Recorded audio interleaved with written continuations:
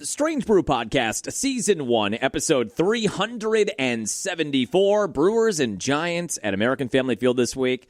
I'm not going to be upset about it, but not great. Split a 4-game set with a team that was 12 or 13 games under 500. I told you, did I not tell you on the whatever day it is, Monday podcast? The Giants, no matter how bad they may seem, they always seem to play well at American Family Field. It didn't look that way Monday, Tuesday, but then Wednesday, Thursday, they turned the tide. Willie Adames hit a home run. We had a Pablo Sanchez sighting at American Family Field on Monday. That was fascinating. I wrote a blog about it Tuesday morning. It was interesting to me, the divide of people and the ages of the divide of people that had no idea who Pablo Sanchez was and that were super psyched that Pablo Sanchez was in attendance at the Brewer game on Monday. They did a Pablo Sanchez bobblehead on Wednesday. I think he was back on Wednesday. So the series started off well and did not end nicely on Wednesday or Thursday. The Brewers don't roll over on Thursday. They came back, had a chance to tie it. Looked like they were going to tie it with a David Hamilton 3-run home run on Thursday that fell just short on the warning track. We'll go over all of that. Some injuries coming out of yesterday's game as well. I want to talk a little bit about the bottom of that Brewer order, too. They've been playing so well. The team has overall surging into first place in the month of May and now early June. The best record in Major League Baseball in May. Got off to a good start Monday, Tuesday, like we said, but not so much Wednesday, Thursday. So things are going well, but there are some noticeable black holes in this lineup, and I'm just wondering, how long are we going to keep doing this when maybe there are improvements to be had there, whether that's calling somebody up, whether that's acquiring somebody. There have been a handful of guys in this lineup toward the bottom of the order that just consistently have given you almost nothing. And how much longer are we going to do that? I know they're winning, but what's a podcast if you can't poke holes in a team when things are going really good? That's when the podcasters, they crack their knuckles and say, but what about this? What about this thing that's kind of moderately wrong? We're going to talk about that as they get set to hit Colorado tonight, Friday, Saturday, Sunday, then Vegas on Monday, Tuesday, Wednesday at a minor league stadium to take on the Athletics. We'll go over that. Packer news this week. OTAs wrapped up week 2. Josh Jacobs was in attendance, and he was practicing, not available to the media. Matt LaFleur talked about it, kinda. Jordan Love discussed it a little bit. We'll go over that. And then yesterday, big news. Christian Watson, a big old contract extension. Now, when you break this thing down, the guaranteed money isn't what the guaranteed money was for some of the other wide receiver contracts this year. I know this is going to be a contract that divides opinions among Packer fans because he just hasn't been able to stay on the field. When he has been on the field, he has shown the traits of a number one wide receiver. He's got the speed. He's got the height. He bounced back from the ACL injury. I think when you break this down and how little guaranteed money is really involved in it, the Packers gave themselves plenty of outs here. But on the surface, I understand that a 4-year, $110 million deal for a guy that hasn't played a full year yet is going to have some Packer fans scratching their heads. But I think they actually got him at a pretty good cost. We will go over that. We'll touch a little bit on the NBA Finals. Giannis is still a buck for now. And the Stanley Cup Finals as well toward the end. Let's go. On the ground, a chance here. Durham to Hardy to first. Hit time! Yes! The Brewers win! Yes! Here comes Melvin to the 25, to the 20, Gordon 15, 10, 5, touchdown! Wisconsin! Record-breaking run! Morgan a smash up the middle, base hit to center. Here comes Gomez around third. A throw and the Brewers win. Here's the snap. He looks, he throws, it's complete interception. And there is your Super Bowl dagger. Booker the drive, gets inside, leads in, knocked away and stolen by Holiday. Phoenix has to foul, and a pinnacle ball throws it down. Swinging fly ball in the right center. Broxton is there, and they're the champions. They have done it. It's been a 50-year journey. Wisconsin, we've got a room at the top of the world tonight. The Milwaukee Bucks are NBA champions. Yeah, welcome in on your Friday morning. I've got to do a quick shout-out. Consider yourself shouted out. Last night we had Midwest Communications Night with the Sheboygan A's at Wildwood Park. We do it every year. Every year we do a deal where the A's give us free tickets. We give those away. We try to pack the house. We do giveaways in between innings, and then our DJs, myself included, sometimes get in the mix with the in-between innings antics and all of that stuff. So we had a really fun time at Wildwood. Perfect night for baseball. We went a little bit earlier than we normally do, so I was interested to see what the crowd would be when I think some kids are still in school and you're not in the dead of summer yet in middle to late June. But it was a great crowd. We had a lot of fun, and then the A's, I have to say, even for what I guess you would term as kind of minor league baseball, really it's good baseball. It's a good product. But they were down 5-4 in the ninth inning, and Jimmy Jurgensen, I know no one's going to know that name maybe, but Jimmy J, Double J, he hit a ball. If you go to the A's Facebook page, if you just go to the Sheboygan A's Facebook page, the walk-off home run this guy hit, we have a camera right behind home plate. I haven't seen a ball, even at a major league game, jump off a bat like this in a long time. Like, I know we joke around a lot about he hit that one to the moon, he hit that one to Mars. Well, he hit that one to the moon. That was one where even a packed house but a smaller crowd, he hit that so far. You got the ooh, like the connection between bat and ball. Ooh. And that thing went into the Sheboygan night. I don't know did it ever land? I have no idea. Into the Earth's atmosphere, burned up in the Earth's atmosphere.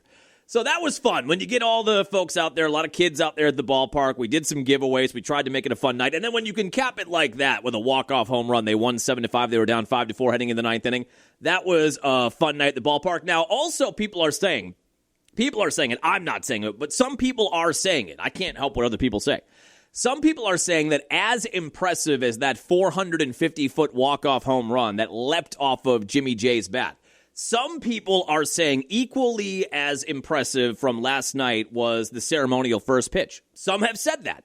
Some have said people are buzzing about, the walk-off home run, but also, how about that ceremonial first pitch from a local podcaster? Area podcaster does not make an ass out of himself throwing up the first pitch, which I was concerned about. Now, we've done these in the past. It had been a few years since I had been the ceremonial first pitch guy. And you do get nervous, even in, I don't even know how big the crowd was, 300 or 400 people maybe at the ballpark last night. So even in front of a smaller crowd, the pressure is still on because this is the social media era, everybody. There were moments in history in decades past where if you choked on a ceremonial first pitch at a Sheboygan A's game, the embarrassment was limited to the people that were at that game. But in the era we live in, where I know we had 4 or 5 people that were there, they had their phones out, they were recording. If you really, really mess one up, you could somehow I could have ended up on a Not Sports Center top 10 this morning. Now we go to Sheboygan. That's fun to say, Butchie, Sheboygan. Look at this poor schmuck throwing out the first pitch. Look at that beard. And we live in an era where no matter what level of baseball you're throwing out that ceremonial first pitch, whether it's minor league, major league, in the backyard, whatever, if you are doing that and you really screw it up, you have a Mike Tyson incident out there where you're throwing it 70 feet to the left and you hit a cameraman in the nuts. If that happens, it doesn't matter where it is. You could end up on social media. You could end up having a video shared millions of times. So, yes, there is concern when you go out there. And I actually, in one of the great athletic achievements in my life, honest to God, I'm not even being hyperbolic. Last night was one of the great athletic achievements in my life, in baseball in my life. And as a kid, I played a lot of baseball in Sheboygan. And as my Little League coach said, have you thought about talking about sports on the radio? What position do you play after 2 weeks? Have you thought about just talking about sports? Not even coaching. We skipped right from playing. Sometimes the old saying goes, those who can't play coach and those who can't coach talk about it on the radio. We skipped coaching. Have you thought about internet blogging? What's that? It's 1999. I don't know. So I've never been that good in that realm, but we threw one in there. It is on my Facebook page, On Air John Team B93. And we delivered a strike. It was a strike at the bottom of the zone. You can tap your helmet all you want. Any review will tell you that was a strike. It was a little bit of an eephus pitch. It was a little bit of a Rookie of the Year floated pitch. It had some arc on it, but it landed right there, right in the mitt. The catcher who came out there to catch the ceremonial first pitch, he didn't have to move an inch. We dropped her right in the mitt for a strike. Strike. So I was very happy that did not go haywire on me last night. So again, some are saying that was as impressive as the 3-run home run. I would never say that. I'm never a pat myself on the back kind of a guy. I don't like to take credit. I like to deflect. But if other people are saying it, there's nothing I can do. My hands are tied. So we had that last night. I had to ice my arm last night. My wife's a PT. I had to do exercises last night. I tried to get in the ice bath last night to rest my arm. I might need rotator cuff surgery today. But that was a lot of fun at the ballpark last night, so thank you. If you are somebody who listens to the B-Night morning show or the HBL morning show where we do a bunch of crossover stuff and you do the podcast too, we appreciate those that showed up and had some kind words, and it was a lot of fun. It always is. Every year it's a lot of fun, just a little bit earlier this year. I may retire on that. I may never do a ceremonial first pitch again. This might be like a George Costanza get out on a high note. Good night, everybody.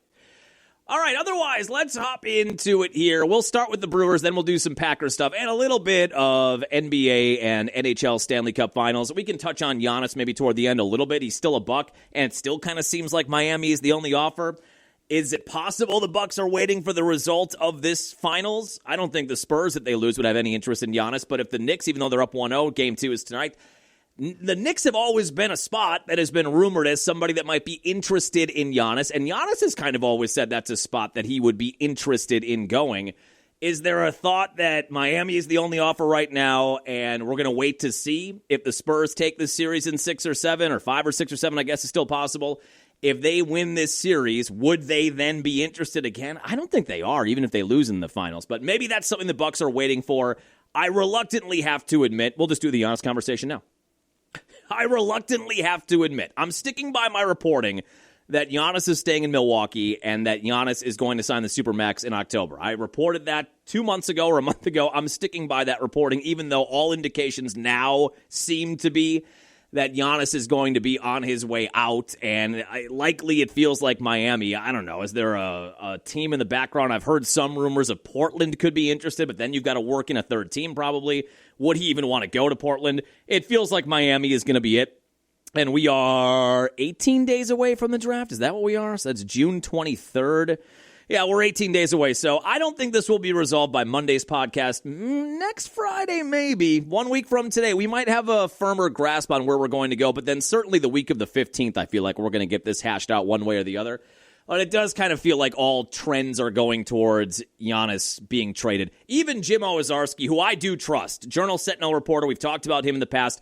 He feels very plugged in. He gets a lot of exclusive Giannis stuff. He was on a Journal Sentinel podcast with J.R. Radcliffe, I think, in the middle of the week. He has always been kind of the voice of reason when all these rumors have been flying around and the Shams rumors and all that stuff. He has always been somebody to calm me down when it's looked like over the years that Giannis is going to leave. Well, on that podcast this week, whatever day it dropped on Wednesday, even he said it feels like all directions are pointing towards a trade. He said he prefaced it by saying, I'm not reporting anything.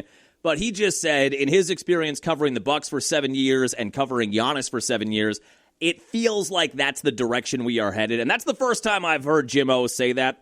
And Jim O's not a Twitter guy. He's a blue sky guy. Can we trust him? But he's not on Twitter, so you kind of have to go out of your way to follow him. But he feels like that he has had a firm grasp on everything Bucks related and specifically Giannis related in the past, like I said, 6 or 7 years he's been covering the team. So the fact that he was openly speculating about it and felt like that's the direction it's going does not make me feel great about my personal reporting that Giannis is staying. I'm not giving up. I may not give up even when the trade is done. I may stand by it even when he's gone. It does kind of feel like we're heading that direction. All right, let's talk about the Brewer crew and the Giants this week. So the week started on such a high note. Start of a 4-game set, coming off of another really good Miz start, a win in Houston on Sunday. Giants in town. Now, we talked about on Monday, on the Monday podcast, it just feels like regardless of where the Giants are, whether they're coming off those World Series titles they had in the 2010s where they won, what did they win, 3 and 6 years? I think it was all the even years, right? 2010, 2012, 2014. Madison Bumgarner was dominating people. Tim Lincecum, big time Tim and Jim. But even when they have not been so good in the subsequent years, it just feels like for whatever reason they thrive at American Family Field or at Miller Park over the years. They always seem to kind of have the Brewers' number. Now, you end up with a split. It's not the end of the world, but when you're a first-place team and riding as high as the Brewers were entering this series, and the Giants come in 12 games under 500, that's a series you'd like to win. It is hard to take 3 out of 4. The Brewers took 2 out of the first 3, so if that was just a normal series, they would win the series, and we'd probably be feeling okay about it. But a 4-game set, you split it. And you kind of feel like, at home against a team 12 games under 500. But, yeah, the Giants just seem to have their feet under them at AmFam and at Miller Park for some reason. Now, you beat them thoroughly on Monday. Shane Drowan made a spot start. He was fine. 4 innings of 2-run ball. Brewers got down 2-0, and then they rattled off 16 consecutive runs. 16 unanswered. That happened to coincide with the appearance of a absurdly ginormous Pablo Sanchez mascot. I did love, now Levering on the Brewer broadcast, he was very well versed in Pablo Sanchez. Rock had no idea who he was. That does not shock me at all. I was a little stunned when I texted my buddies and all the different group texts that I have going. A lot of those guys are my age. I figured they would know what backyard sports was. Backyard sports in the beginning eras of computer video gaming. I mean, we're talking about backyard sports was probably on a floppy disk when it came out. I don't even know if it was on a CD-ROM. Remember when you got that first CD-ROM player? I remember the first one we got in my house, you had to put the CD in like a cartridge, and then the cartridge went into the CD player. We may be talking the initial versions of backyard sports, I think, came on, not on the big floppy disk, but on the small, like the hard floppy disk, if that makes sense. That'll make sense to somebody of a certain age. And that's how it started. All it is very simple versions of basketball, football, baseball, soccer, and it's the same kids. It's like little kids playing in the backyard. It's the same characters in every single game. And the star of every one of those games was a player named Pablo Sanchez. I had to laugh. We wrote a blog about this on Monday. So every one of the players in that game had a player card when you were picking teams. Like you literally pick teams. All the kids are sitting on a bench, and you would pick teams, and then those two teams would square off in whatever sport you were playing. And when you get up Pablo Sanchez's player card for baseball, it says something to the effect of, it doesn't seem like Pablo speaks a lick of English, but man, can he play baseball? It did make me laugh. Now, there's the reason all of this was happening, that Pablo Sanchez was at the game, the mascot was at the game on Monday, then he was in St. Louis, then he was back in Milwaukee on Wednesday. They did a Pablo Sanchez bobblehead day on Wednesday. The reason they are doing this is because I think Major League Baseball has a new licensed version of backyard baseball, of backyard sports, that is going to be on the Nintendo Switch, I want to say. Whether that's the first or second Switch, I have no idea. My wife and I have toyed around with the idea of getting a Switch for a long time because we like playing Mario Kart, and now Backyard Sports is on it. And there's a lot of fun nostalgia Nintendo games, but I just know what's going to happen. We're going to get the Switch, just like I got an Xbox 10 years ago. We're going to get the Nintendo Switch. We're going to spend $450 on it. We're going to play it for a Friday night. We're going to play it for a week, and then it's just going to sit there collecting dust. And that's like a $500 investment now. I may still do it. But that's the reason all this nostalgia revolving around backyard sports is making the rounds, because they're releasing a new, I guess, more modern version of it for the Nintendo Switch. But I was surprised just texting my buddies how many of them had never heard of Pablo Sanchez, had never heard of backyard sports. I thought for people my age, late 30s, late 20s, late 30s, early to mid 40s, I figured the Venn diagram there of who knows who Pablo Sanchez is and who didn't would be very big. It would just be a circle, but maybe a little sliver on the outside. But there were a lot of buddies I had that had no idea who Pablo Sanchez was and had no idea about backyard sports. But yeah, his player card did make me laugh. It made me laugh. This kid doesn't speak any English, but man, can he hit a baseball? I feel like that was probably a real scouting report for many decades in Major League Baseball. I did like the Giants broadcast when Pablo Sanchez was sitting in the owner's box. So Pablo plopped down in the second inning in the Mark Atanasio seats. So it's right in the front row. And I'm assuming they had to ask the fans that were behind him because you got blocked out. It was like an eclipse. You got blocked out. He's such a big, I've not seen a mascot that big in a long time. It was a massive mascot. And when they showed Jake Bauers here, as he sits down, you've got this gigantic cartoon head, and the Giants broadcast, what the heck is that? I'm not sure what that is behind Jake Bauers. I don't know. Me neither. But it looks like it's having a good time. It looks like it's having a good time. The happy kid. Joy boy. Yo soy Pablo. I have no idea. Me neither. But it looks like it's having a good time. It's the happy kid. Joy boy. Yeah, well, it was interesting. We were talking about it on the air on Tuesday, and we did have a texter say they thought it was Charlie Brown. Pablo does have a little Charlie Brown to him. I could see that. Like, if you had no idea what backyard sports was, it kind of looks like Charlie Brown. Sports kind of looks like Charlie Brown. Now, there's no coincidences in this world. Pablo Sanchez sat down in the second inning. The Brewers were down 2-0. Almost instantly, the Brewers score 7 runs. A 7-run second inning.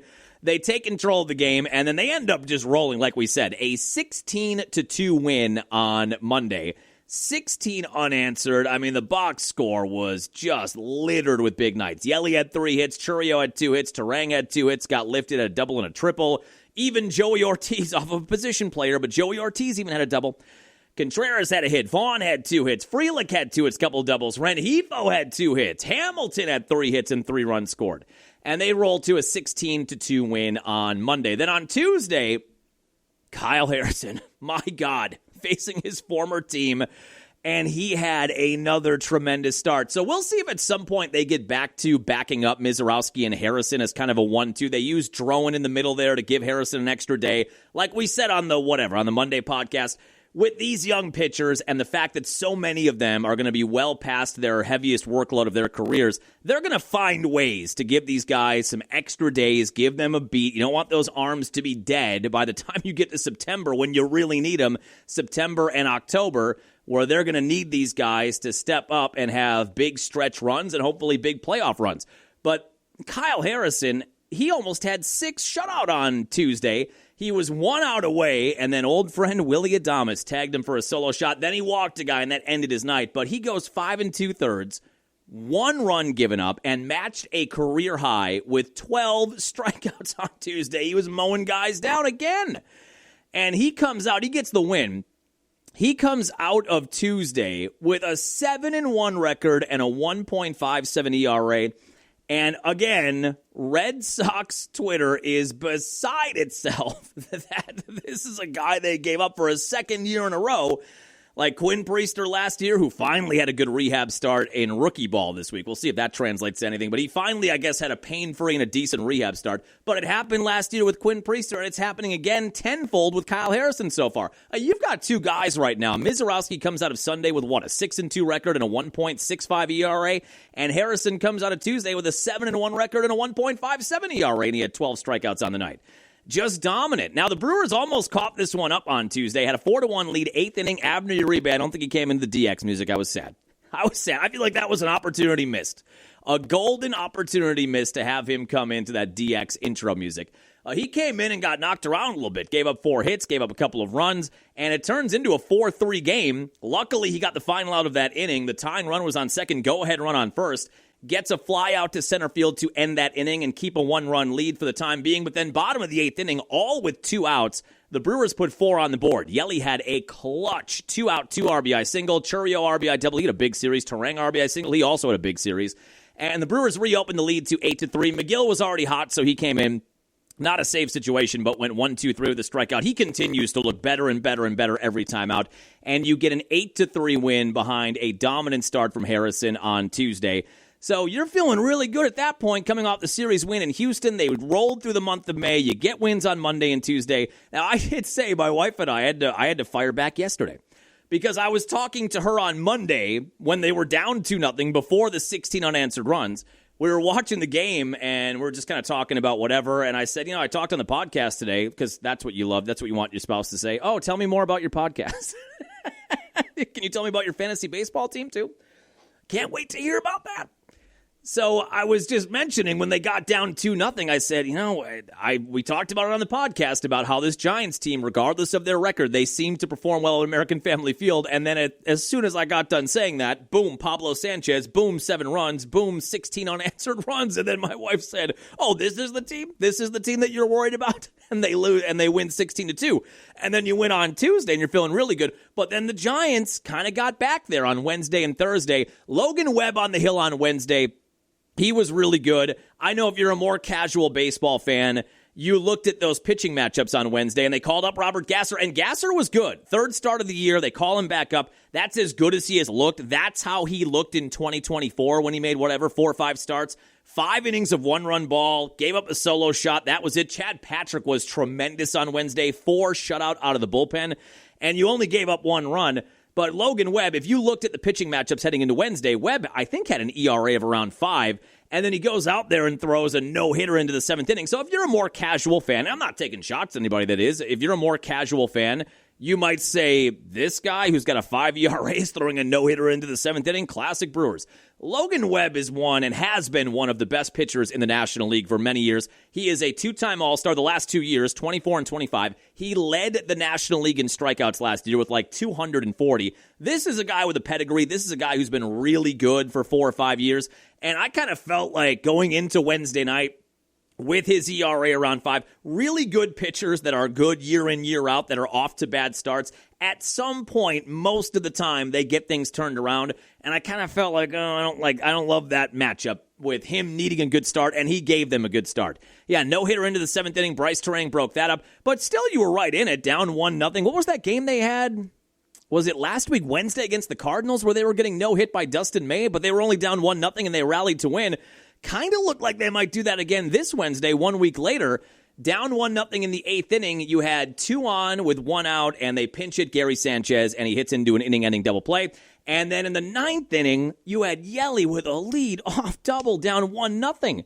Get that guy home, tie this game, get this thing to extras, but they got him to third base with 1 down, and the middle of the order's up. I mean, you couldn't have been in a better spot in the 9th inning on Wednesday, down 1-0. Lead-off double. You get him moved over to third base, then you've got Terang and Contreras, and all you need is a sac fly to tie this thing up, and they just couldn't get it done. Terang struck out on a high fastball, Contreras grounded out, and you lose 1-0, and Logan Webb got the win on Wednesday. But Logan Webb is one of the best in the National League over the last, like I said, 4, 5, maybe even 6 years. So not a surprise that he had a really good start, and you lose that game 1-0 on Wednesday. But you had your chances. I did have to laugh. There was an interesting exchange in the postgame on Wednesday we talked about on the air Thursday morning. So reporters, post-game, you're always going to ask managers, why'd you do this, why'd you do that? And reporters, the beat, as they call themselves, the beat reporters I feel like they need to snap their fingers like the Jets and the Sharks. But the beat, they view themselves, and rightfully so, as a conduit to the fans. So they're always watching social media. You can't ask every question that you see Brewer fans get upset about on Twitter, on Facebook, because some of that stuff is insane. But if there's a rational take, a rational question, why did they do this? Why did they do that when this was an option or that was an option? I think reporters view that as, okay, that's what the fans want to know. Those are the people consuming my content. Those are the people reading the articles, listening to the podcast, whatever. Let's ask the question. So somebody, I don't know who it was, asked Pat Murphy after the Wednesday loss, why did you pinch hit Gary Sanchez in that situation in the 8th inning when there were 2 on with 1 down? He hasn't really been good. He hasn't been getting at bats. And it was, I thought, pretty artfully put together. You don't want to put a question out there that makes a manager mad or a coach mad, but you also want to get the thinking behind it, and you want to get that answer so you can relay that to somebody in the article. And Murphy saw right through it. However it was asked, Murphy said, well, he's been clutch in his career. He's come up in these situations. And then he looked at the reporter, and Murph said, I hope you're not suggesting that pinch hitting Gary Sanchez was the wrong decision. And then there's this little break, and there is that reporter in me. Now, I've never done it at that level with a Pat Murphy, with a Major League Baseball manager, but I have been in that spot in my broadcasting career where you're doing pregame interviews, postgame interviews, and you do ask those questions. You try to phrase them in a way that's not going to make them mad, but it's also going to get you an answer. It is a little bit of a line to walk. But however that question was phrased, Murphy immediately saw why it was being asked, and I don't think he loved it. And the way that he responded, Murphy's so direct, and he threw a pancake at him. He reached into his pocket and threw a pancake at him. No banana cream pie quote coming out of that Wednesday post-game press conference. But he kind of directly suggested, boy, I hope you're not suggesting that me, a man with 50 years of baseball managing and coaching and playing experience, I hope you're not suggesting that was the wrong decision. Is that something you're suggesting? No. Absolutely, I wouldn't dare. But there is that tense moment as the reporter, and I've been on the opposite end of those too, where a coach gets mad or you ask a question of a player and that player doesn't love it and they say something direct to you like that. And look, we know our position as podcasters, as reporters. We're always going to there's always some division there because the player or the coach is always going to have the perspective of, you've never played the game. And I hate, for the most part, I don't love when managers or coaches do that. Well, what do you know? You've never played the game. Well, I mean, okay. I get it. I get what you're saying. I've never been on this level, but you can cover the game and read about the game and understand the game. and be able to report on the game, even if you never played Major League Baseball. But there's always going to be that, right? There's always going to be that potential exchange between a coach and a reporter, or a player and a reporter, because that player and that coach knows, for the most part, that reporter stopped playing baseball, like we just talked about at the beginning of the podcast, in 8th grade or 9th grade. So there's always going to be that disconnect, and they can always go to that if they want to. I don't love it, but they can always do that. But as a reporter, when somebody does what Murphy did on Wednesday, I just got uncomfortable. Just hearing the exchange, I got uncomfortable for that reporter. Oh, no, I would never second guess you. Never. Can you want some banana cream pie? Bring him a banana cream pie. That's what that reporter should have done Thursday. Bring Murph his banana cream pie on Thursday. But I wouldn't say it was tense, but because I've had that feeling, when he said that in the middle of his explanation, I thought, oh, I don't love that feeling if you're a reporter. It was a fair back and forth. So you lose that game. Then they come out on Thursday. Coleman Crow yesterday afternoon going for the series win. Made his 4th Major League start. He has been really solid in his first 3 starts. This was his first start at home at American Family Field. I felt kind of bad for him because he's been good. He has been solid in the other 3 starts he has made, all on the road. But when you're coming up in a system, and he has been with the Brewers now for 3 or 4 years since that trade, whenever it was, 2022 or 23, when you're coming up, and you're in the minor leagues, you're thinking about not only your major league debut, but that home debut where the big crowd's there and everybody's wearing their Brewers stuff. And Pablo Sanchez is there, as you always dreamed about in your fever dream. Pablo Sanchez is right there in the front row with his ginormous head. And you want that to be a successful start in front of the home crowd. The first pitch he threw, he gave up a home run. I thought, ooh, not good, not great.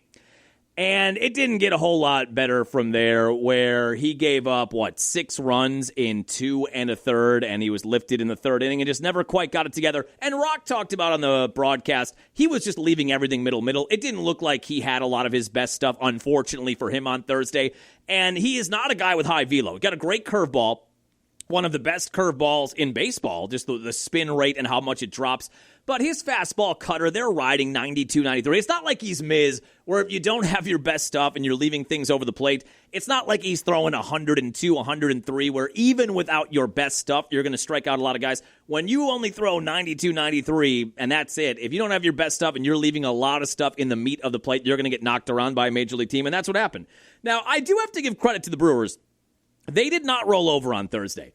So eventually they got down 12-3. Jackson Chourio hit a 2-run bomb. That got them to within 6-3. Then the Giants scored 7 or 6 runs in the 7th inning against the Brewer bullpen. Bullpen had a rough day too. DL Hall had 2 1/3 scoreless, but he left the game with a pec injury. That seems to be a theme, unfortunately, for DL Hall. Now, they got him in the Burns deal 2 years ago. It didn't work out for him as a starter early. They moved him to the bullpen. He was actually pretty solid out of the bullpen, a mid-3s ERA last year. And this year he's been really good. He still walks too many guys, but he had 2 1/3 scoreless. His ERA coming out of yesterday, 2.08. You're never going to feel like with how Ortiz has played offensively and what DL Hall is, even if he's a good lefty reliever for many years, you're never going to feel like you got the compensation you wanted for a Cy Young winner like Burns. But DL Hall seemed like he was turning into and was becoming a pretty good weapon out of the bullpen, but he's just never been able to stay healthy. He had a pec strain. Grant Anderson took a comebacker off his forearm. I don't know if anybody saw the picture of Grant Anderson in the postgame. He had no fracture, but they were asking him. He took a hard liner off of his right forearm, and he showed the reporters in the postgame the huge knot he had in his arm, and then you could see the stitching of the baseball in blood. That's like the bloody imprint of the stitching of the baseball on his arm. They would have had to take me out on a stretcher. They would have had to medvac me out of there if that was a situation for me, taking a comebacker that was probably 95 miles per hour or better off the bat, right off of his forearm. So somehow he did not suffer a fracture, but that picture of the stitching on the imprint of the stitching on his forearm, my God, that was insane. So the bullpen didn't really have a good day either, but down 12-3, they rally. Chourio hits his second 2-run home run of the day. Hamilton goes yard. So you're down 12-6 entering the 9th inning. And to begin the 9th inning, they load the bases, nobody out. Now, look, you still got a long way to go. You're down 6 runs, but I was watching the game thinking, well, if you were to come back from this, loading the bases with nobody out is a damn good start in the 9th inning. Eventually, they get 3 runs home to make it 12-9, and then they had 2 guys on with 2 down, and David Hamilton hits one 102 miles per hour off of his bat to dead center field. He thought it was gone. I thought it was gone. The ball was flying out of AmFam Field yesterday. Everything was carrying. And with the way he made contact and the way he walked out of the box, I thought, they're going to tie this game. It is caught 2 feet shy of the wall in dead center field for the final out of the inning. I thought for sure that game was tied. So they end up falling 12-9. But Murph talked about it post-game. It was good to see them rally in a game where, look, it's 12-3. It's the 7th inning. It's a getaway day. You've got a road trip on Friday. You've got a flight Thursday night. Very easily, they could have packed that thing in and just given up on the day. But they fought and scratched and clawed and almost got all the way back. But you do lose that game 12-9. So they split the 4-game set, and they come out of yesterday 37-23. Pirates won yesterday. Cubs did win yesterday. They lost their series at home, though, to the Athletics. So right now the Pirates are in second place, 4.5 games back, 6 worse in the loss column, though. So despite the 2-game losing streak and splitting a 4-game set that you didn't really want to split against a team that, like I said, 12 or 13 games under 500, you're still in a really good spot at 14 games over 500 with a 4.5-game lead and 6 better in the loss column than second place in the division. Now, they hit the road tonight. Oh, real quick, I do want to go over, before we talk about the Rockies and the Athletics, well, this one, they're in Colorado tonight. That ends that part of the conversation. 3-game set in Denver. The Rockies are in last place, but you know, wonky things happen in the thin air in Denver. I thought the Rocky Mountains would be a lot rockier than this. So weird things happen. Even though the Rockies are not good, a lot of bizarre stuff happens in the thin air at altitude in Denver, and even a team that's rolling can run into a buzzsaw in Denver. So watch out for that starting tonight. We've got Brandon Sproat on the hill tonight, 7:40. I am very curious what Miz is going to look like at altitude. So that is 8:10 on Saturday. And a 2:10 start time on Sunday. Shane Drowan going to go. Brandon Sproat kind of needs a good one tonight. We talked about it on the Monday podcast.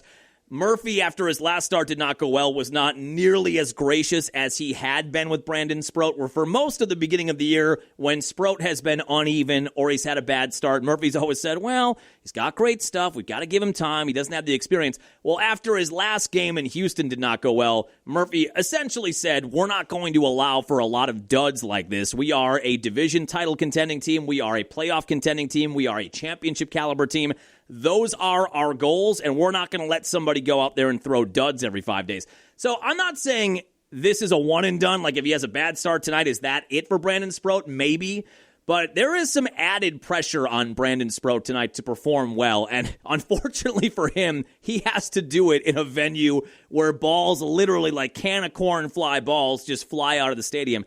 It's not a great circumstance to need to have a good start, but he kind of needs to have one tonight. Now, I do just want to talk about, we're through 2 months of the season.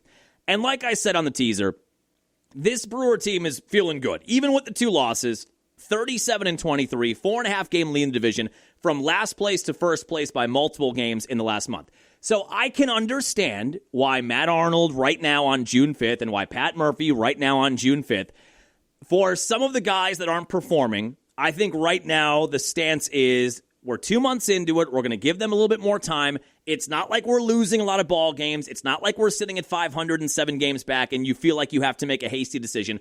My guess is that is their perspective. My guess is that is how Matt Arnold and Murphy are viewing guys like Luis Rengifo, to some extent David Hamilton, certainly Joey Ortiz at this point, and maybe even Sal Frelick. The bottom of the Brewer order, even though they've scored a ton of runs, they haven't hit a lot of home runs. But the offense has scored a ton of runs this year. They have not been doing with the long ball. That is a concern, by the way. And I think that's a concern more for the trade deadline. I think that's a concern more for September and October. For as good as they've looked and for as good as the offense has gone in terms of numbers and just purely in runs scored and that kind of stuff, I think it's been good. I do worry that like last year, in the playoffs, where you run into really good pitching every night, it's not like you're taking on the Giants' 4th starter. When you're in an NLDS, when you're in an NLCS, it's a lot different than taking on the 5th starter on a last-place team on a Wednesday night. And I think that has hurt the Brewers in this run of success where they have been winning division titles and making the playoffs and getting close but not quite getting there.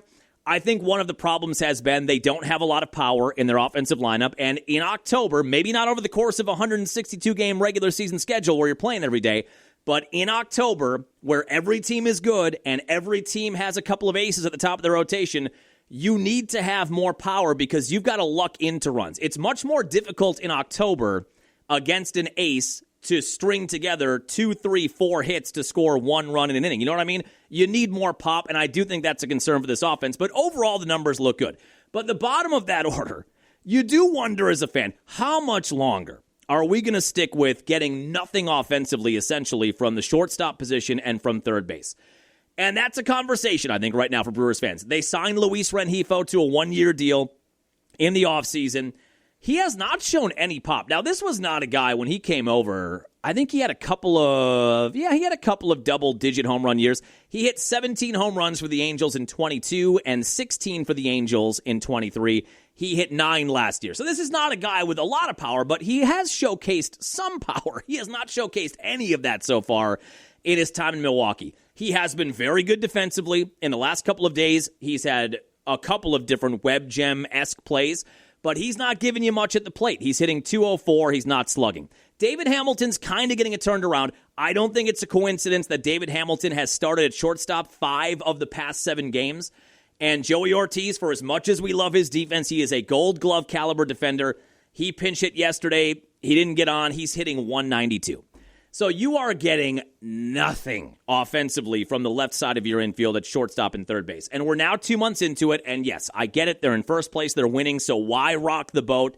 But you always have to be looking, right, at ways to improve this team, and I think a lot of Brewers fans have looked at that day-in, day-out lineup and said, how much longer are we going to trot out Rengifo, Ortiz, Hamilton, and there has been some Sal Frelick pushback. Look, Sal has not been good this year offensively. I think he's been solid enough defensively. He's still a gold glove caliber outfielder. But Sal, a year after he hit .288 and he finished, I think, top 15 in terms of batting average in the National League, he has kind of gotten it in the right direction in the last couple of games. He is 5 for 15 in the month of June, 4 games into it, hitting .333. But he's been kind of hovering in that 200, 210, 215 range. He's hitting .223 right now. He is not hitting for a lot of power, has 3 home runs. He's not giving you a ton. I think there's a much longer leash on Sal Frelick because of his defense and because of what he's been able to do the past 3 years than there is for Rengifo, than there is for Ortiz at this point, it would appear, and maybe even for Hamilton, even though, again, Hamilton looks like he's kind of getting it together. I like David Hamilton as a utility backup infielder on any team, because he does give you speed. I mean, speed kills. He is a guy who you could enter into any game and he can steal a base and get himself in scoring position. If he gets on base, if it's a single, if it's a bunt single, which he's been doing a lot, bunt, he can make that a double because he can steal second base and he's not going to get thrown out a lot. I love that he can play second base, shortstop, and third base. I love that you can move him around. I don't know that David Hamilton is an everyday, like every day we're playing David Hamilton at shortstop or third base. I don't know if he's that. He has been a little bit better. But I think there's a conversation on Brewers social media of how much longer are we going to see at the bottom of the order, Frelick, Rengifo, Hamilton, Ortiz. Blake Perkins, another one. Look, we love Blake Perkins. We talked about that nice Mother's Day moment that he had on Mother's Day against the Yankees this year. Blake Perkins pinch hit yesterday. He's hitting 91. 191? Nope. 91. 091. And I get that they love his defense, and he has a really good glove, but there are a lot of good young guys, good outfielders they have at AAA, at AA that maybe could give you more than just the defense Blake Perkins is giving you. So, yes, while things have been going really well and this team is in first place and you're feeling good about where they're at, there are those spots where if you're watching this team every day, you think, could we maybe call, like Cooper Pratt? You gave him this 8-year, $55 million deal. He's been okay offensively at AAA. He's a really good defender. Is it time? I mean, is it time to call him up? You're paying him now. Is it time to call him up and play him at shortstop? You've got Jet Williams, who you got in the Freddie Peralta deal, who is a blue-chip prospect still, who could play third base. Is it time to give him a chance at third base? You've got Luis Lara, a really good outfield prospect. Is it time to give him the Blake Perkins roster spot? Now, I understand from the management perspective, when you've got these good young prospects that have not really made it yet at the major league level, Jet Williams, Cooper Pratt, Luis Lara, even on a more broad scale, Jesus Madej, who is the number 1 prospect in baseball, Luis Pena. If you are Matt Arnold, if you're the hierarchy for the Brewers, you don't want to call up these young guys and then just have them sit on the bench, which is what they're going to do. I don't think you're going to call these guys up and just say, okay, Cooper Pratt, you're the everyday starting shortstop, even though you've only played 50 games at the AAA level on a division title contending team, on a team with championship aspirations. Boom, you're the guy now. You're the everyday shortstop. So I think the hesitation from a management perspective is you don't want to call up these young prospects and then they just sit and they play 1 or 2 days a week. You want them to get consistent playing time, and that might not be an improvement. I mean, it might not be. I think the allure, if you're a fan, is you don't know what it is, right? You gave Cooper Pratt this big deal. Maybe he's better. The mystery box could be anything. It could even be a boat. It's one of those things where we've seen Luis Rengifo now for 60 games. We've seen Hamilton and Ortiz, and they're not giving you a ton. Hamilton, again, more than the others so far. Blake Perkins. We've seen these guys now over the course of 2 months. So even though Jet Williams' AAA numbers aren't going to blow you away, and Cooper Pratt's AAA numbers aren't going to blow you away. Luis Lara has really good AAA numbers. But they're not going to blow you away. But because we haven't seen them, and because there's the chance that they could be better than what we've seen, you're always going to kind of want that. But I think from a Matt Arnold management perspective, they just don't want to call up these high-level prospects and have them sit. You want to give them playing time, and do you want to give them playing time on a team that has title aspirations, or do you stick with the veterans and hope they get it turned around? So far, that's been the approach. But I do agree with some of the sentiment on Brewer social media. Every time you see the lineup posted, 7, 8, and 9, it just feels like it's a black hole. And sometimes 6, 7, 8, and 9 feels like a black hole. But the Brewers are at it in Colorado tonight, a 7:40 first pitch. Now let's talk about the Packers. A lot of news this week. Second week of OTAs. First of all, we're not going to spend a ton of time on this because we don't know anything more. I did wonder, with the Josh Jacobs news last week where he was arrested and the recommendation was for 5 charges. He was booked in Brown County Jail on Tuesday, released on Wednesday. No formal charges filed, like we talked about on the Friday podcast. That led to a lot of people saying he's innocent. And once again, we were on a mat where you jump to conclusions. And he's innocent, and we said on Friday that doesn't mean that at all. The DA's office is further investigating. And they're going to choose at a later date whether or not they file 1 or 4 or 5 or any of those charges. They are going to decide on that at a later date. Now, in my very layman's opinion, the fact that nothing has happened yet with the further investigation, we're now better than a week removed, and the fact that he was at practice this week and the Packers felt comfortable with him being at practice this week, that would lead me to believe, again, this is pure speculation, which I know we probably shouldn't do in this case, but it's a podcast, okay? So that would lead me to think that they feel comfortable enough with whatever evidence they know behind the scenes that none of those charges are going to be filed against Josh Jacobs. Now, we'll see what happens, but if I'm just reading the tea leaves, the fact that he's at practice, the fact that nothing has happened in better than a week now with any further investigation kind of makes me feel that way. But that's all we know. We talked about it on the Friday podcast last week. I wondered if until this gets resolved, would they have asked him to stay away from the team? Because if he's with the team, media's going to want to talk to him. Media's going to ask his teammates questions. Do you want that distraction? That was my thought on Friday. And maybe there's a chance that they tell Jacobs, until this whole thing is resolved, just stay away. And then when this gets resolved, then whatever happens, happens. And if there's nothing happening, then yeah, come back to practice and come back to work. But they did welcome him back on Tuesday. And yeah, the questions were asked of Jordan Love. Questions were asked of Matt LaFleur. Matt LaFleur was asked if this is a distraction. He said he felt like it was business as usual at this point. Jordan Love, I mean, everybody said the things you want to say. Look, we want to be respectful of the situation. We want to be respectful of the alleged victim in this case. We want to be respectful across the board. We do want to support our teammate. We want to support a guy that's been here now. This is year 3 of Jacobs, and he's been with these guys for a while. And I'm sure, like any work situation, you've got some close connections there and relationships and friendships. So everybody answered every question the way you would expect them to, being sensitive to the topic and also trying to support their teammate. And that's how it went on Tuesday. Now, Jacobs was not made available to the media. That did not shock me. But he was back at practice on Tuesday, or Monday, I think. Monday and Tuesday, I think, for second week of OTAs. And now we'll see if eventually anything else comes out with this further investigation, whether or not charges are filed. But he was back at practice this week. The other news before we talk about Christian Watson, Micah Parsons was at practice on Tuesday. So he is continuing his rehab in Green Bay the next couple of weeks, it sounds like. And I thought he had, and we wrote a blog about this, I thought he had a much more realistic expectation for when he's going to come back. Now, remember when Micah went down in Denver? Remember when they were 9-3-1 and had a lead in Denver? Remember that? God. It is incredible the way everything, and I know we use this phrase too much, but the way everything just went tits up the second Micah Parsons had a non-contact injury. They were 9-3-1 with a lead against the number one team in the AFC on the road, and then it just all went to hell. So he left that game, torn ACL. That was immediately reported. He had surgery at the end of December. Now, after he had surgery, as you would expect with an elite athlete like Micah Parsons, on Twitter, he was kind of teasing, maybe I'll be back in September. Maybe I'll be back for week 1 or 2. Well, as the rehab process has gone on, I think he had a much more realistic and locked-in perspective on that when he talked to the media. I think this was on Tuesday. In the direction that I'm going, so obviously got 4 more months to go. What's the thing that you've done recently that you've been able to do the most recent that you weren't able to do previously? What is the new thing? We just started running on Ultra G past 2 weeks, so gaining my progression there. So you said on Locker Cleanout Day you realistically expected to miss the first 3 or 4 games. Has that expectation changed based on how your rehab has gone? No, I think the goal has always just been not right now, but longevity with my career here, and I think they want that approach.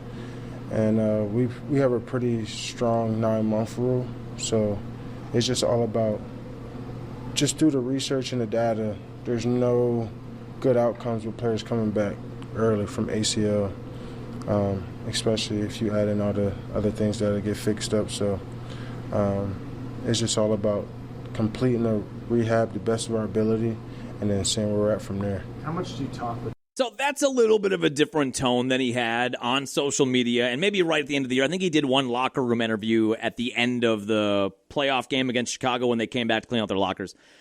Remember that too? A wave of emotions we're on right now. So that I thought was much more honed into, okay, as much as I may want to come back early, we are, 5 months into a 9-month process. And he's right. I mean, if you read anything about it, there are not a lot of good outcomes from guys that try to push it and get back earlier than 9 months. So they are talking about, he's talking about, basically 9 months without football activity. That's what their schedule is right now. They are not going to try to push anything before that 9-month mark. Like I said, he hurt himself in early December, surgery at the end of December. So that puts us at an end of September where he would start to maybe ramp up football activity. But I think that timeline's kind of in line with what we talked about when the schedule was released. Remember, we talked about, Jason Wilde had that idea, and I think he's right, that the NFL has a vested interest in the Packers and all the teams, but especially a team that garners the type of TV ratings the Packers do. And because the Packers are good year in, year out, and they have a lot of good players, and they're going to put them on national TV. So it did seem like the schedule makers, with that in mind, held off on some of the premier matchups until week 5 or week 6 when Micah Parsons might be back. And that way you get more eyes. You don't want, from an NFL perspective, when you're putting these games on national TV, you want, and it's never going to happen all the way, but you want both teams to be as healthy as possible. You want both teams to have as many stars as they can on that field on a Monday night game, on a Sunday night game, I guess on a Wednesday night game now, on a Thursday night game. So I do think there was some forethought there from the schedule makers with an eye on when Micah Parsons might come back. And when we talked about that on the podcast after the schedule came out, we kind of said, all right, October 11th, week 5 against the Bears. Is that a date we could see Micah Parsons back? The next week at home on the 18th of October against his former team, the Cowboys. A lot of cachet in that matchup. So I do think, even though he gave a more realistic timeline, and some Packer fans on social media, when he talked on Wednesday or Tuesday, said, oh boy, doesn't sound like he's going to be back until maybe late October, early November. No, I think the timeline he gave still puts us on a path where he could be back by week 5. Again, that puts us to late September. He comes off the PUP list then probably late September, gets into practice first week of October. I think the Bears one's a coin flip. I think week 5, October 11th, could be a little bit of a coin flip. But I feel like there's a chance, and I certainly feel like, even with what he said this week, I do feel like that week 6 matchup, October 18th against Dallas, now that would be a big one for him, clearly, a chance to face his former team again, and this time at Lambeau Field. Last year it was in Dallas. I feel like that is the one where I feel really good that he's going to be out there, and I think I'm a coin flip on the week before that. But what we talked about when the schedule was released on that podcast, I do feel like we're still on that path where he could be back in week 5 and maybe certainly back by week 6. And then week 7, I would say definitely back. But as that interview went on, and he talked to the media for like 25 minutes on Tuesday, as that interview went on, he kind of said, look, as much as I may want to come back early, there's no point. Like he said, the results aren't good when you push it. And then he said, my goal is to be back for the back half of the year, the playoffs, and hopefully making a run at a title. And I want to be healthy and at my best for those weeks. It's not as important for him to be back in week 3 or week 4 or maybe even week 5. Look, you'd love to have him back against the Bears. That is a huge matchup, especially given the backdrop of what happened at the end of last year. Now Caleb Williams is the face of Madden football. If I'm the Bears, between the stadium deal falling apart in Chicago and they're maybe moving to Indiana and the Gare Bears maybe becoming a thing, as much as I'm sure that they love the way last year ended and rallying to stun the Packers twice, once in the playoffs, and they feel like now Caleb Williams is the guy as he enters year 3, you can't feel good about him being on the cover of Madden, can you? You just can't feel good about that Madden curse. So yeah, week 5 is big for both teams, and the Bears are going to want to prove that last year was no fluke, and the Packers are going to want to prove last year was a fluke, and you'd love to have Micah be a part of that. But week 5 is not as important as week 12, 13, hopefully the playoffs, and hopefully making a run deep in the playoffs into a Super Bowl. So that's what his sights are set on. That makes a ton of sense. And I just think, given what we heard immediately after the injury and what we heard at the end of the year, I thought a much more realistic approach from Micah during the course of the week.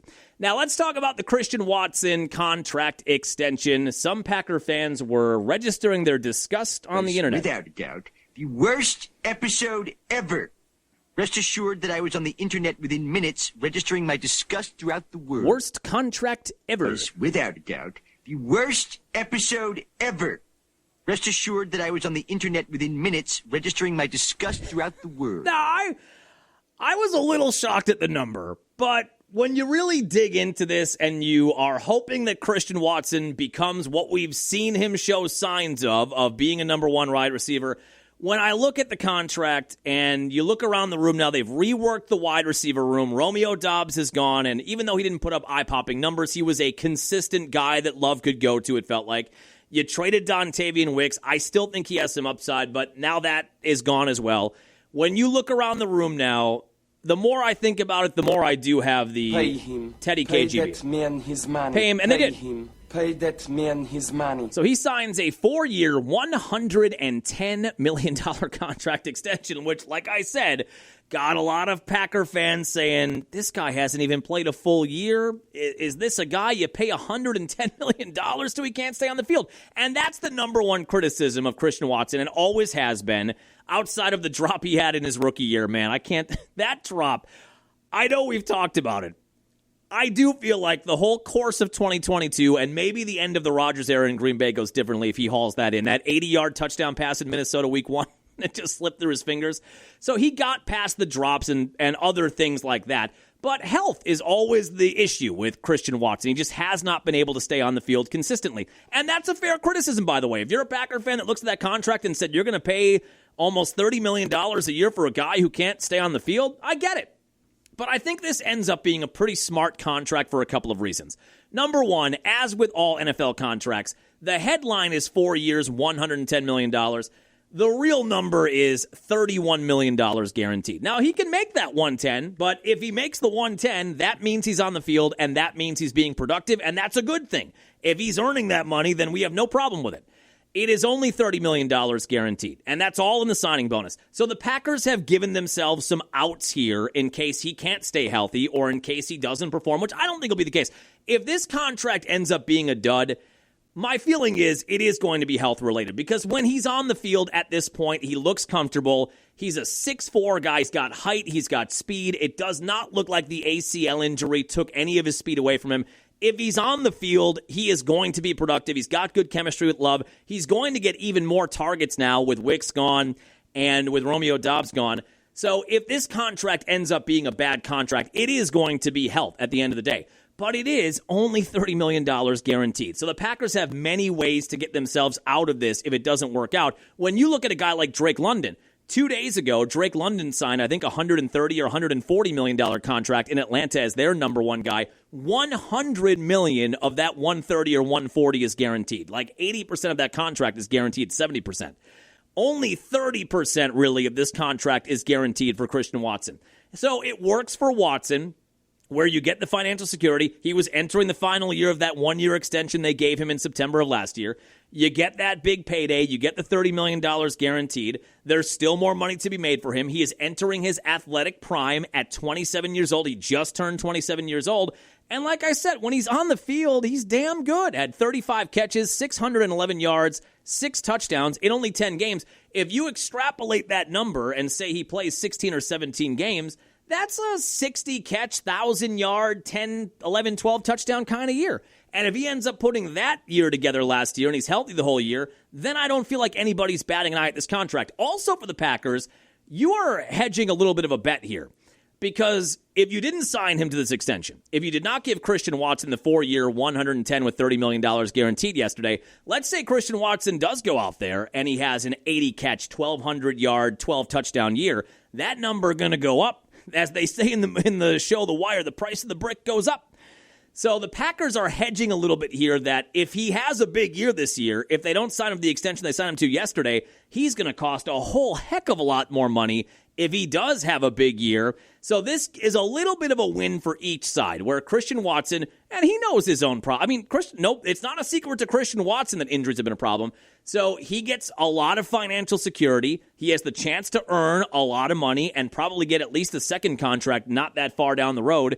And if you're the Packers, you lock him up, and if he does well and he's healthy, you get him at a good rate going forward. It ends up being $27 million per year. Yeah, if they don't sign him and he has a big year, he's going to cost you $35, $36, $37 a year. So it does feel like if this works out the way both sides are hoping, where Watson is on the field more often than not and he is productive, the Packers get a good number and Watson gets some really good financial security. The more you dive into it, I just think it works for both sides, and I don't know why Packer fans would be that upset about it, but Packer fans on Twitter, sports fans on Twitter in general, are not the pleasantest bunch in the world. So they're going to find fault with everything. That's one of the aspects of social media and being a sports fan of the social media realm. If you scroll Twitter, if you scroll Facebook after a big signing like that or a tough loss or a big win or whatever, there are always going to be people that are kind of poking holes at it. I think at the end of the day, this is a really good deal for both sides. And yeah, hopefully he does what we all hope he will and plays 16, 17 games this year and put up big numbers. So that is the room now. They gave Jaden Reed the contract extension. Watson has the contract extension. Matthew Golden now gets elevated. He's on his rookie deal. My guess is Tucker Kraft is not far behind. And they talked about that. Remember, after the Jaden Reed contract extension, they asked Goody, giving Jaden Reed that money, will that impact whether or not you can give Watson money? Will that impact whether or not you can give Kraft money? And Goody sort of said, no, this is something Russ Ball and I have worked on, and we've got a plan here. This has no impact on whether or not we're bringing Watson back or Kraft back. And he made it sound like at that press conference that both of those things were in the works. Well, we got one of them yesterday with the Watson deal. I think by training camp, Tucker Kraft is also going to be locked up to a 3 or 4 year deal. And then that's the room. I don't know what happens with Josh Jacobs or what happens in the running back room, but those are your guys then for the next 2, 3, 4 years maybe. Jordan Love at quarterback, Reed, Watson, Golden, and Kraft are your 4 really go-to skill guys. And I like that. I like that room. I think that's a solid room. You've got a potential number 1 in Watson. You've got a great underneath receiver that can run the ball a little bit with Jaden Reed. We're still trying to figure out what Matthew Golden is. You've got a rugged tight end who can block and pass catch, and you've got a good quarterback. That's a good room. If that's your room and those guys are healthy and Micah Parsons is healthy on the other side of the ball, it feels like a team that's going to win 10, 11, 12 games and have a real shot once you get to late December and early January. But I would expect the Tucker Kraft contract extension is not too far behind this one as Jaden Reed signs, or as Watson signs that 4-year, $110 million deal yesterday. If it would have been 70 guaranteed, if he would have been 70, 75 million guaranteed, then I might have had a little bit more of a raised eyebrow about it given the health problems. But when it's only $30 million guaranteed, if he has a bad injury this year, we're not hoping for that, but if he has a bad injury this year, they may move on after this year. But that's the way the contract is structured. We're hoping that he has a very productive 4 years and is healthy for those 4 years of that contract. So the Packers they wrapped up the second week of OTAs yesterday, and they have one more week. The end of next week will be week 3 of OTAs. Real quick, let's hit on the NBA. We talked about Giannis, and we'll see what happens. Any news this weekend? The finals got underway. The New York Knicks. Now, I did take New York. I know on the podcast on Friday, we did not make an NBA Finals pick, and I said, gun to my head, I think I'd probably take the Spurs because of Wemby, because they're at home. Right before Game 1 on Wednesday, I did put a bet on the Knicks to win the series at plus 165, so almost 2-1. And the reason that I did that was because the more that I thought about it, I wonder if for the Spurs, there's a little bit of the Wisconsin Badgers, Kentucky 2015 thing that's going to happen here. Remember back to that, I hate to bring up bad memories, but remember back to that Final Four run, that title game run for the Badgers in 2015, where they had this really tough road. They had to beat a lot of good teams. They had to beat an unbeaten Kentucky team just to get to the championship. And then it kind of felt like they got to the title game against Duke and just ran out of gas at the end of that game because of all of the battles they had to win to get there. And then you had this one last giant to slay, and they couldn't quite get it to the finish line. I wonder if a little bit of that is going to happen with the Spurs, where the Western Conference is a loaded conference.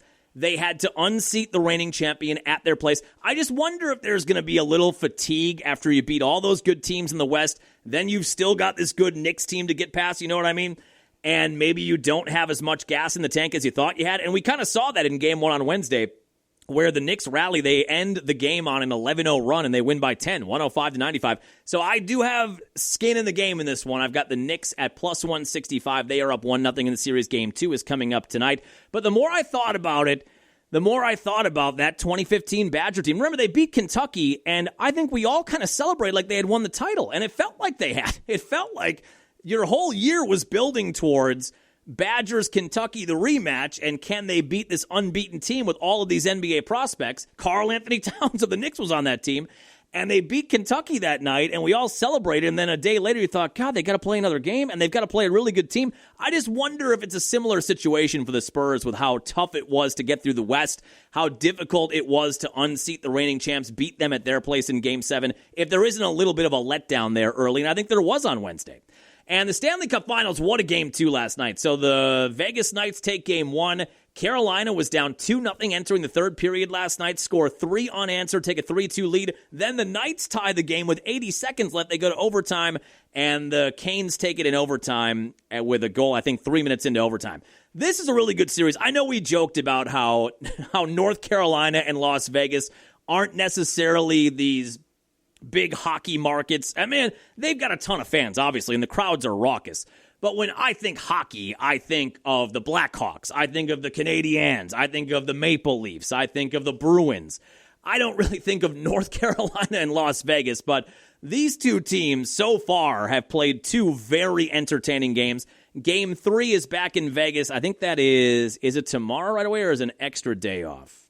Let's see here. But the first 2 games have been incredibly entertaining. They don't play again. Oh, they do play. They play Saturday. Game 3 back in Vegas. Then they have off until Tuesday? Is that right? Yeah. All right, that's an odd schedule. Saturday, Tuesday. But last night was really entertaining. I watched the end of it when we got back from the baseball game. 4-3 overtime winner. And, of course, as we said, the Golden Knights took Game 1 5-4. So 2 good games so far. I do have the Hurricanes to win. I had them early before Game 1. I have them again before Game 2 at plus 130. I also have a bet on the series going either 6 or 7 games. So that's what I'm hoping for. And the Hurricanes rallying last night was big because if the Golden Knights win that game, they're up 2-0 and they're going home. And the odds of it going 6 or 7 games become very small or become a lot smaller. So those are our bets right now for the NBA Finals and the Stanley Cup Finals. We have the Knicks at plus 165. We've got the Canes minus 180. We've got the Canes plus 130. And we've got the Stanley Cup Finals going either 6 or 7 games. Either of those, if it goes to either a 6 or a 7 game, we win money. So we've got that bet too. But Game 3 in Vegas on the way on Saturday. That'll do it for us here on your Friday morning. When we come back on Monday, we'll recap the Brewer weekend in Colorado. We'll talk about any Packer news or any Giannis news. It does feel like we're going to be getting closer to a resolution at some point next week and definitely the week after that. But any news there, we'll discuss that too on Monday. Have a happy, safe weekend. We'll chat with you then.